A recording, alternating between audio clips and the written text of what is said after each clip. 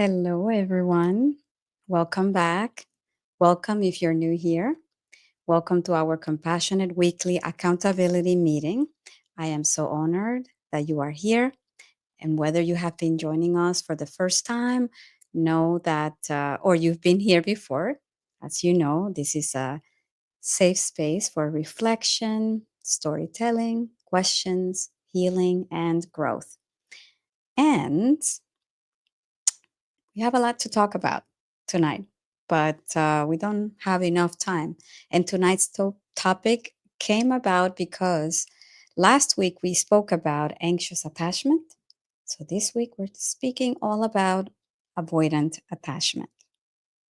And if that is you, I'm hoping that you can resonate, post any questions. I will be discussing some scenarios and specific question that I received. And if you don't know me, I am Karina Aybar-Jacobs. I am a licensed psychotherapist and coach based in New York City, but I serve everyone, coaching internationally. And my specialty is healing parentification and complex trauma in women and couples. So, welcome. It is an honor to serve you. And if at any moment you have any questions, please post them in the comments. I'll be on the lookout. And wherever you are joining from, please say hello. Back to our topic.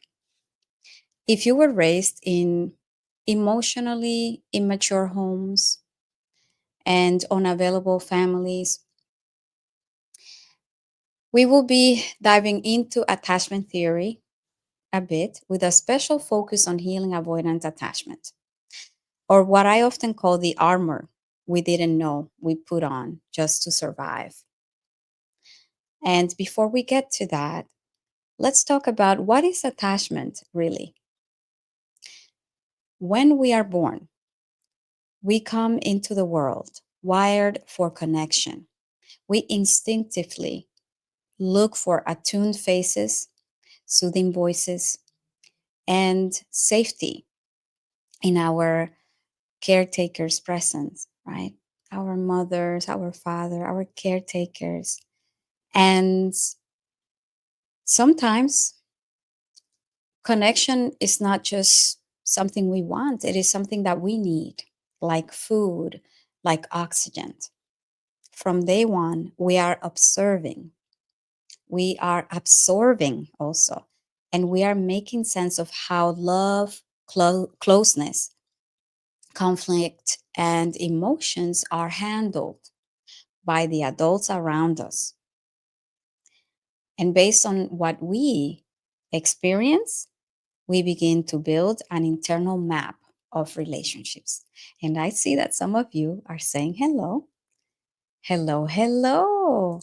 Hi, Loli. Welcome back. It is always wonderful to have you. And I see Satilda. Hello, hello, hello. It's wonderful to have you. I have to say, I am so happy.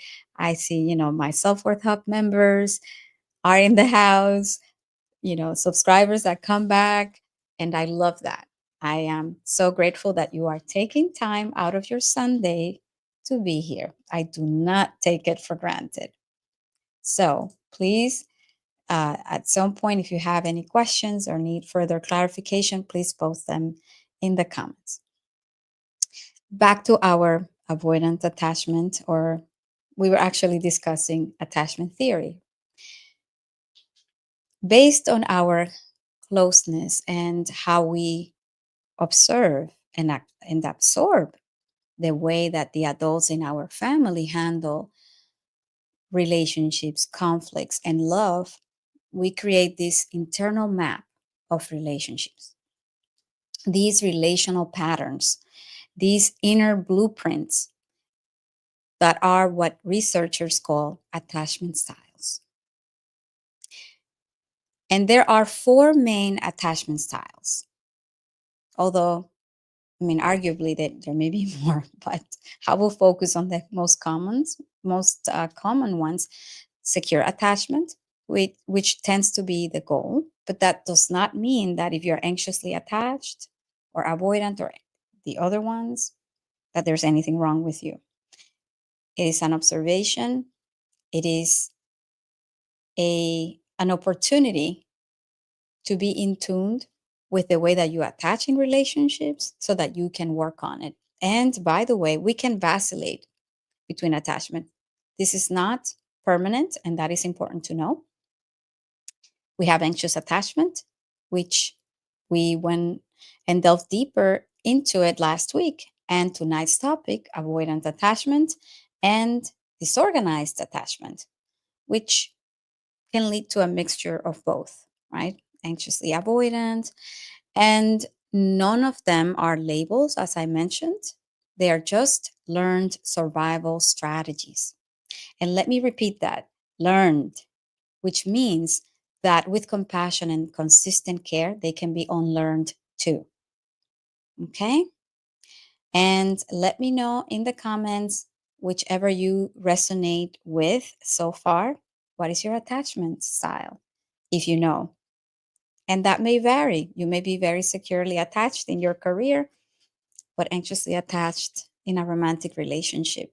So let me know in the comments. I would love to hear from you. As I mentioned, we're focusing on avoidant attachment, and it is often misunderstood and so often misjudged. If you identify with avoidance, maybe you have heard things like you're too independent, you don't open up, you are distant in relationships. But the reality is that avoidance isn't about not wanting love. It is about not feeling safe enough to trust it and to open up. Avoidant attachment often develops in childhood homes where vulnerability was met with rejection, punishment, or overwhelming intrusiveness. You might have received messages directly or indirectly that your feelings were too much or that needing closeness meant weakness, right? I'll give you something to cry about. Does that resonate? I see a comment. Let's see. Loli says, I always thought that my attachment style was anxiously attached, and now I think it's a mix. Thank you for sharing. I truly appreciate that. And let's see, as I said, these are not labels. We can unlearn these patterns and use them as information to better open up, behave in relationships, communicate with a safe partner so that we do not self sabotage or sabotage our relationships. So, thank you so much for sharing that, Loli, and for your vulnerability. Right. So, what does a child need when we are born, right? What do we need? We need affection, we need validation, we need nurturance, we need our parents to mirror what it is to love, respect someone.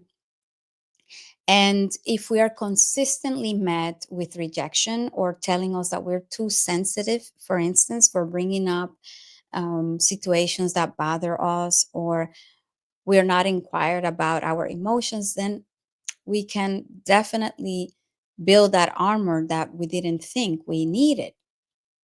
But that is a survival mechanism. And this is important to know so that we understand that an avoidantly attached person is not a malicious person that is intending to harm you. And I'm not trying to give a pass for people who are narcissistic, for instance, be very mindful. But if you can witness or you genuinely struggle with connecting because of past experiences, because we can also develop more avoidant attachments later on in life as a result of repeated rejection and betrayal. And we'll get to that in a little bit because this is a question that I received last week.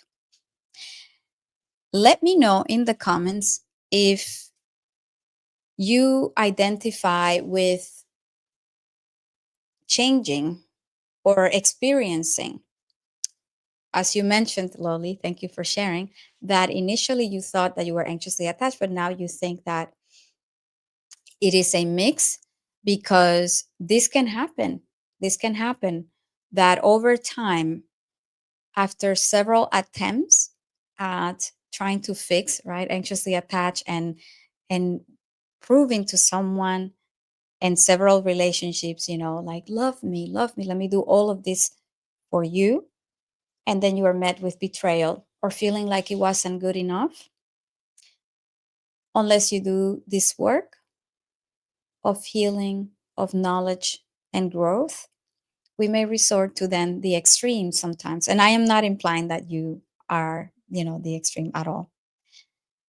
But as I mentioned, if you were met with rejection, then this can happen. Then you guard yourself as a survival mechanism, as a protective armor, so that people do not hurt you anymore, right?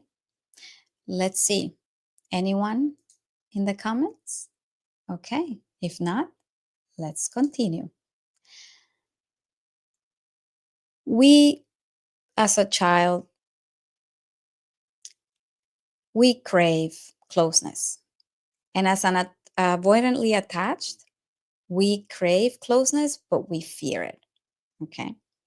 You may long for intimacy, but shut down the moment it starts to feel emotionally real or too close.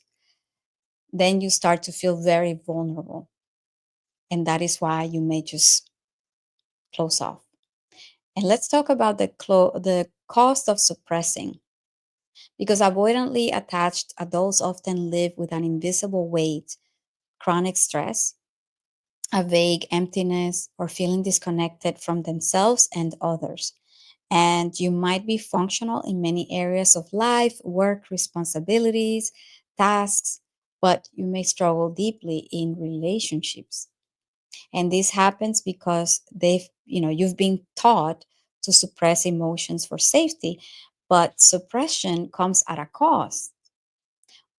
Unfelt emotions don't just disappear, right? They build up as frustration, moodiness, anxiety, or physical stress and anger. And as the famous book says, the body keeps a score. In relationships, this shows up as just shutting down during conflict, wanting to walk away, avoiding difficult conversations, saying, I'm fine when you're not, right?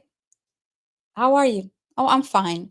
That's a typical one that I witness some of my clients do and complain about. The anxiously attached complain about their partners who are more avoidantly attached. So they say that, right? I see another comment. Thank you so much for sharing that. So Tilda says, I definitely go back and forth. Thank you for sharing. Yes, yes. And right, saying I'm fine when you're not, dismissing your own needs, and believing your worth is tied to performance or independence, it's a very delicate position to be in. Because if this sounds like you, let me say that there is nothing wrong with you. You're not broken. You learned to disconnect because connection once felt unsafe. And now, with gentleness and guidance, you can learn something new. And one question that I was asked this past week is, can an anxiously attached person become avoidantly attached, right? Can an anxiously attached person become avoidantly attached? And this is such a thoughtful and important question. And the answer is yes. An anxiously attached person can develop avoidant attachment patterns over time. And it often happens for very valid self protective reasons. rooted in lived experiences and relational trauma, as I mentioned. So let's unpack this with compassion and insight, right? Don't want you to feel bad. I don't want you to think that there's anything wrong. So, how and why this happens, right? From anxious to avoidant is that people with anxious attachment are often deeply attuned to others' emotions and needs, and they long for closeness and reassurance. But when they repeatedly experience emotional rejection, as I said, abandonment, after just trying everything and anything, they are labeled being too much or never getting their needs met despite trying so hard. Then, right, they often reach a tipping point. It's like an emotional breaking point where your nervous system says, no more. That's it, right? So instead of continuing to anxiously pursue connection, then you may start to shut down, numb out, or disengage, which mirrors avoidant attachment behaviors. But underneath that withdrawal is still a tender, anxious core that longs for connection. And it's just buried under layers of protective distance. I want to pause and ask if that resonates. Let me know in the comments because I witness this happen very often with my clients and my members. And this is often called anxious avoidant adaptation or earned avoidance in this case. So it's less about flipping from one style to another and more about layering defenses over time. Thank you for sharing. I see Cecilia commenting, I. So let me give you a case example, right? Let's say a woman grew up anxiously attached. And of course, this is applicable regardless of your gender identity and who you are, right? I'm just giving you an example based on some common cases with my clients. So let's say that this woman grows up anxiously attached, always hyper aware of her parents' moods, tiptoeing around conflict, or trying to be good enough to earn love. As an adult, she keeps choosing emotionally unavailable partners, hoping that this time around she will be chosen. You see, and that is the unconscious belief. It's like, choose me. Let me create the conditions to rewrite the script. So you keep choosing unavailable partners, right? Or this woman, right? But over time, after enough heartbreak, ghosting, and feeling unseen, she begins to emotionally detach. Not because she no longer cares, but because the cost of caring has felt too high. So she tells herself, I'm fine alone. Does that resonate? Let me know in the comments. So this is the new narrative that you create, the new layers of this of defenses, right? I don't need anyone, even though her inner child or your inner child is still aching for connection. So what this means for healing is that this shift from anxious to avoidant isn't failure. It is not a failure.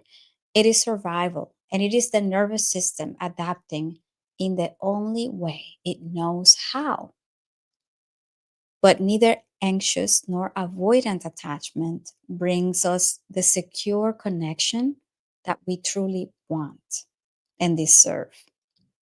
And that is why the path forward is all about understanding both layers of your attachment style, right? The pursuing part and the withdrawing part. That is key. And creating safety inside yourself first so that you don't need to chase or shut down. Does that make sense? Learning to trust that it is safe to express needs, set boundaries. Last week, we talked about if you're anxiously attached, fill up your calendar with activities that you are interested in, with your goals. Find an accountability partner, a safe person. If you feel like you're losing control of yourself as you are dating and finding someone, if you're anxiously attached, in this case, right, it is important that as an avoidantly attached person, you express your needs, you set boundaries also, and you can receive love without losing yourself, without that fear. And this is something that inside the Self Worth Hub, my membership, we work on exactly this, on learning the patterns of emotional overfunctioning, because a lot of my members are parentified daughters, adults, adult children of dysfunctional families and emotionally immature parents. Wonderful people that are doing the work of healing and growth. And some of them are here. So thank you so much for your trust again. So it's important to reconnect with your inner child's needs, healing both the fear of abandonment and the fear of engulfment and disenmeshment, right? Building real, earned, secure attachment where you can stay connected and stay true to yourself, to who you are. Because the truth is that you don't have to choose between closeness and self protection. You can be allowed to have both. So let's see. Let me see in the comments if anyone has a question or comments, or if that resonated, please let us know in the comments. I would love to hear from you. So, healing avoidant attachment is not about forcing yourself to be vulnerable overnight because that's unrealistic. It is about gently removing the blocks that were built to protect you so you can make room for the connection your heart has always longed for. It will not happen overnight. I mean, whoever promises you that, it's lying to you because these patterns that were learned over time, over years, cannot be unlearned overnight. It takes one compassionate step at a time, one day at a time, one interaction at a time, taking the risk of opening up in your relationship. And also, if you're struggling with that, expressing it to your partner. And more often than not, unless you are with harmful people, narcissistic people, more often than not, people would appreciate your vulnerability in opening up. Like, I just need some time and space because this has happened to me in the past. So let's go at this pace. And trust me, if they are emotionally mature, they will understand and go at your pace. Okay.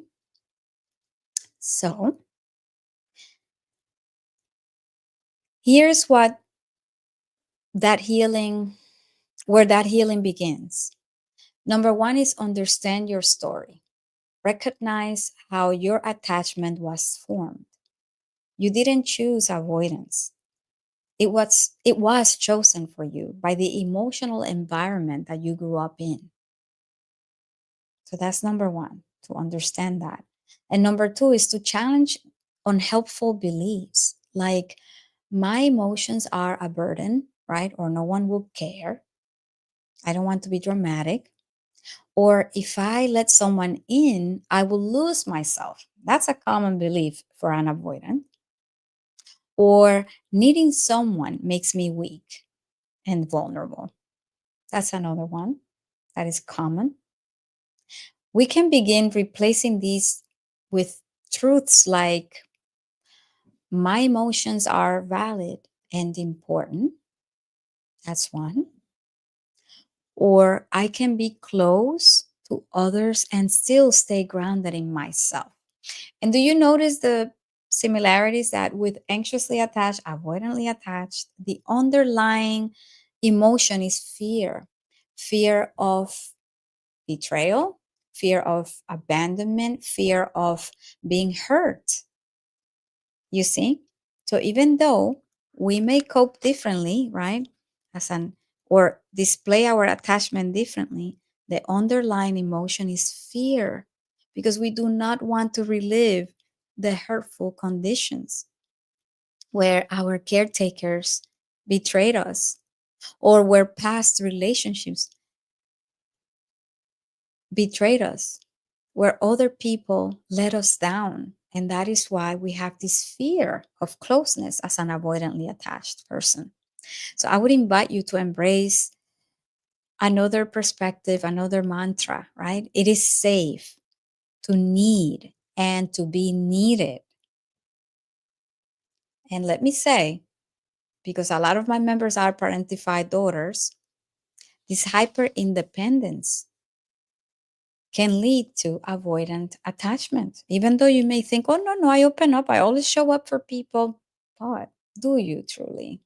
Perhaps people come to you because you feel safe, but then no one is there for you. And I would compassionately hold you accountable to ask yourself, am I being vulnerable enough?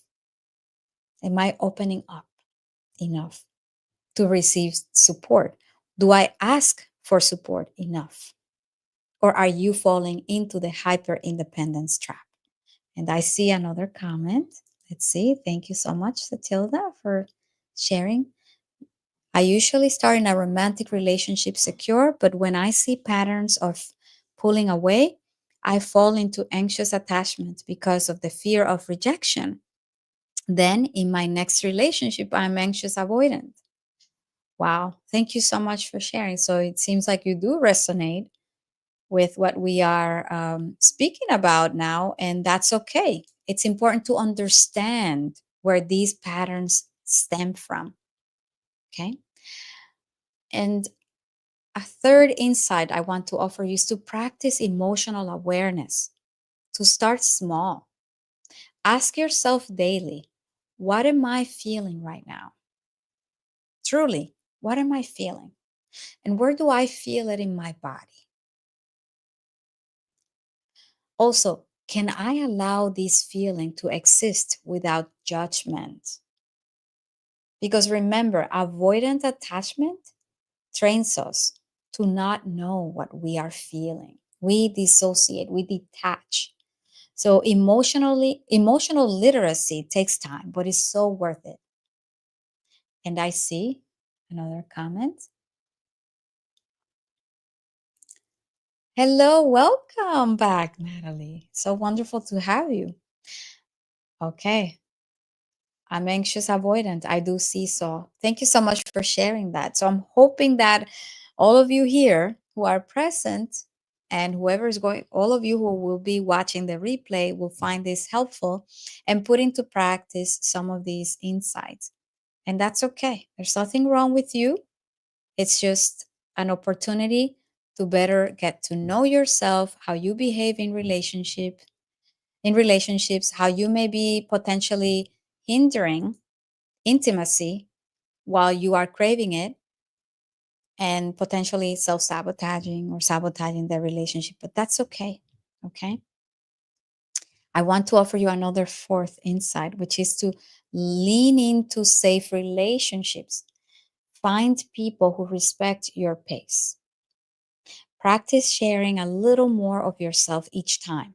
So the goal isn't to become hyper emotional, right? Or oversharing, but to become emotionally available. And that takes time, one step at a time. Okay. Number 5 is to communicate attachment needs. And I know that that can be tricky at first, but trust me, it is so worth it.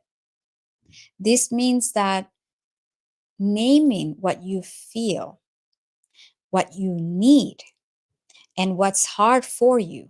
It's so important for your partner to know, for your friend, because this shows up in every relationship, familial, career, intimate relationships. It doesn't matter. Okay. So,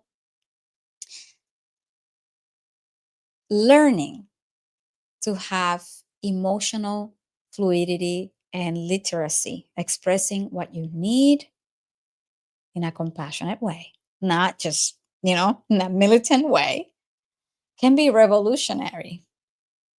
You are allowed to say, this is hard for me, but I'm trying to stay connected. I'm trying to not shut down. That's a powerful step towards secure attachment. For instance, you can say things like, you see, when you use words like this, it makes me feel shut down because it doesn't make me feel safe to share. But I'm really trying hard because I value our relationship.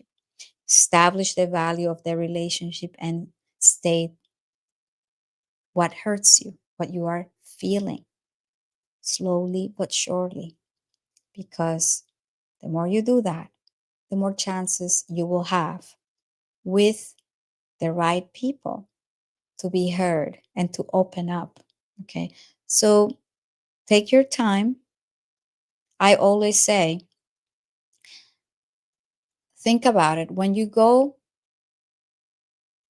shopping for different items, for shoes, whatever, like you have to try them on. And it's the same concept, you know. It's not going to work out. Not all relationships will fit right away. And I know you may say, you know, like, oh my gosh, what a time that I wasted with this person. But how would we know if we don't try? Same thing with when you're shopping for a therapist, right? You need to go around and try which one is a good fit. That is with anything in life. So I know that the easier answer is to shut down, avoid everyone, right? But that feeds this inner critic. That feeds this very unhealthy dynamic and narrative that you may be hard to love or that you cannot trust anyone. And that is not true. There are reliable people out there. But just like with anything, you want quality, it takes time. It's not going to happen overnight. Just like we discussed last week with the love bombing and anxiously attached people and creating codependency. No, it takes time. So go at your pace, respect your partner's pace, talk about it, talk about your attachment needs. Okay. So I want to offer you a gentle practice for the week ahead, right? This week, I invite you to try this. Ready? Yeah? In the comments? So just this week, let's see, each day, take 5 quiet minutes and ask, what emotion might be hiding beneath my surface right now? And I know, maybe hard at first to identify, but give it a try. 5 minutes. What emotions might be hiding beneath my surface right now? And you will be surprised at how much we mask, especially if you are avoidantly attached. You may mask a lot. And your default answer when people ask you how you are feeling or how you are, I'm fine. Oh, I'm okay. But you are not allowing yourself to express how you feel. So give it a try. What's the worst that could happen, right? If you know who you are, nobody can take that power because you will not grant them that luxury. If you know who you are, you own it. You own how you feel, and that's okay, right? So ask yourself also, is there a need I've been trying to handle alone? Ask yourself that question. What would it feel like to let someone in just a little bit more? Okay? You do not need to change overnight. You just need to meet yourself with compassion, one choice at a time. And perhaps this could be your mantra for this week ahead. And now that we are approaching the closing of our life, right, I want to remind you that you are worthy of connection, and not for what you do or how independent you are, but because you are human. And healing avoidant attachment is not about becoming someone else, but about reframing these unhealthy narratives, about returning to who you were before the world told you that emotions were not safe. And I want to pause and ask any of you if you have any questions or comments, or if this resonated, I would love to hear from you. And if you haven't, right, but you want a space to keep exploring this, if you are longing for guidance, compassion, and community in your healing journey, our Self Worth Hub membership is here for you. And it is a space where women healing from complex trauma, parentification, and relational wounds come home to themselves. I'm so grateful and honored to facilitate this space. So the doors will be open for you. And of course, I just want to thank you all for showing up tonight, because I see your courage, I see your comments, and thank you. And I honor your process. I cannot wait to see the relationships you will begin to build, not just with others, but more importantly, with yourself first. I want to remind you to remember your resilience. Take care of yourself, and I will see you all next Sunday. All right? Much love to all of you. If you have a little question or comment, this is your opportunity. Otherwise, I will see you next week. Okay. Good night, everyone. Take care. Bye bye.